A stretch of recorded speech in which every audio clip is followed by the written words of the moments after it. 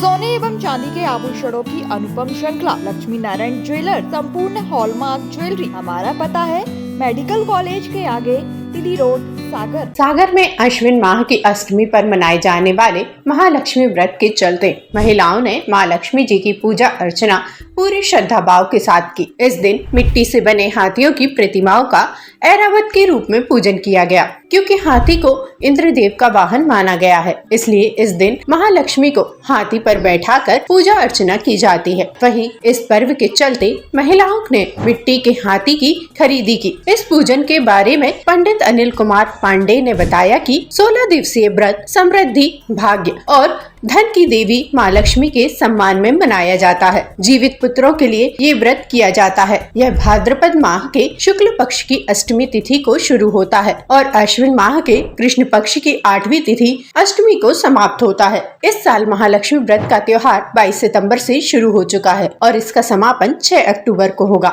उन्होंने बताया कि हाथी की पूजा मंदिरों में सामूहिक रूप से की जाती है। वहीं दूसरी तरफ ये पूजा घरों में भी होती है, जहाँ परिवार की महिलाएं या मोहल्ले पड़ोस की महिलाएं किसी एक के घर में जाकर हाथी की पूजा करती हैं और यहाँ पर कन्या के द्वारा कथा का वाचन किया जाता है। अधिकतर विवाहित महिलाएं 16 दिनों तक इसका व्रत रखती हैं। जो इतने दिनों तक व्रत नहीं रख पाती, फिर 3 दिन या फिर आखिरी दिन व्रत को करती हैं, जिसमें वह अन्न ग्रहण नहीं करती हैं। दिन भर का उपवास रहता है। ये केवल बुंदेलखंड का त्योहार नहीं है, बल्कि पूरे देश में, पूरे हिंदुओं में मनाया जाता है।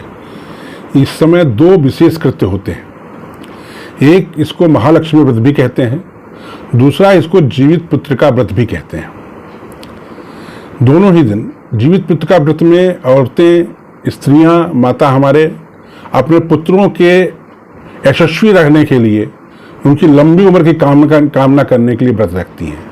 महालक्ष्मी व्रत के साथ ये हमारा ध्येय रहता है कि हमारे घर में, हमारे परिवार में धन धान्य की वर्षा हो।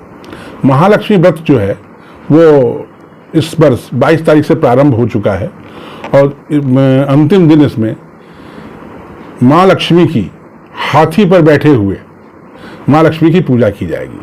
हाथी को श्री, या ये कहें कि भगवान इंद्र का वाहन माना गया है और एक ये माना जाता है कि ये श्री संपदा का एक विशेष संकेत है।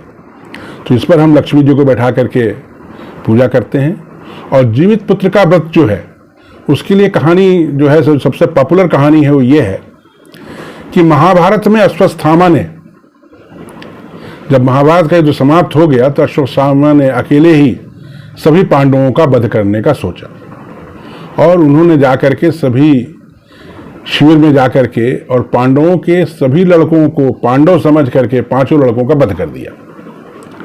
बाद में अर्जुन ने उसे अश्वत्थामा को पकड़ा तो अश्वत्थामा के सर पे एक मणि थी।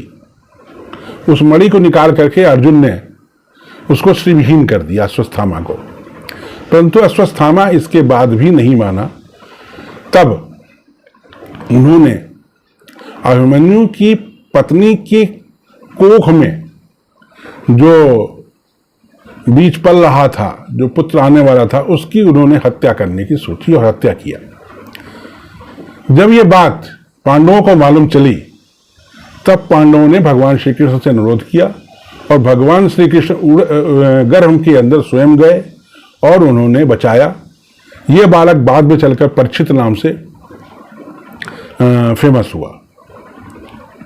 तो चूंकि इसमें एक वंश की रक्षा भगवान श्री कृष्ण ने की है, अतः वंश की रक्षा के लिए स्त्रियां इस व्रत को भी करती हैं। सोने एवं चांदी के आभूषणों की अनुपम श्रृंखला लक्ष्मी नारायण ज्वेलर संपूर्ण hallmark jewellery, antique, Kundan, polki, Italian jewellery, IGI द्वारा प्रमाणित डायमंड ज्वेलरी एवं राशि रत्न।